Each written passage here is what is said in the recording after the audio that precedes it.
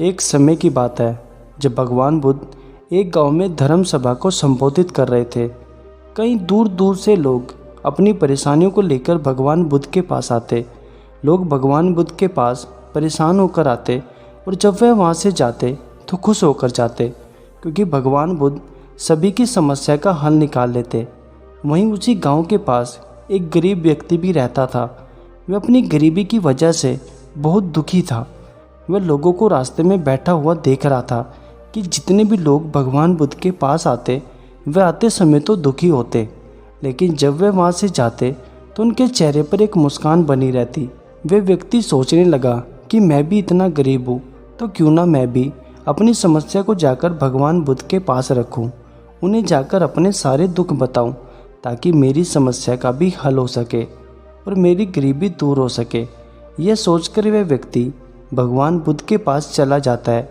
जैसे ही वह भगवान बुद्ध के पास पहुंचता है तो वह देखता है कि वहां पर लोगों की लंबी लाइन लगी होती है। वह अपनी बारी आने का इंतज़ार करता है। जैसे ही उसकी बारी आती है वह व्यक्ति भगवान बुद्ध से कहता है कि हे गुरुदेव, इस नगरी में सभी लोग बहुत प्रसन्न रहते हैं और सभी के पास धन भी है, बस केवल मैं ही गरीब और दुखी इंसान भी हूँ। भगवान बुद्ध उसकी सारी समस्या को बड़े ही ध्यान से सुनते हैं और फिर कहते हैं कि तुम ही तुम्हारी गरीबी का कारण हो। तुम इसलिए गरीब हो क्योंकि तुम किसी को कुछ देते ही नहीं। इस बात पर वह व्यक्ति कहता है, हे गुरुदेव, मेरे पास देने को कुछ भी नहीं है। मैं खुद एक निर्धन व्यक्ति हूँ। मैं भीख मांगकर अपना गुजारा करता हूँ। मेरे पास देने को कुछ भी नहीं है, भला मैं किसी को क्या दे सकता हूँ। भगवान बुद्ध कहते हैं, कौन कहता है तेरे पास देने को कुछ भी नहीं है?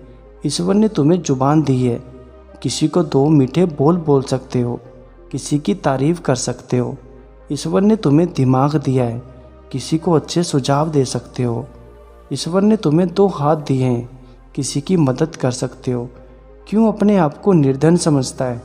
और यही एक कारण है कि तू आज तक गरीब और दुखी है, क्योंकि तू सोचता है कि तेरे पास देने को कुछ भी नहीं है और अपने आप को गरीब मानता है।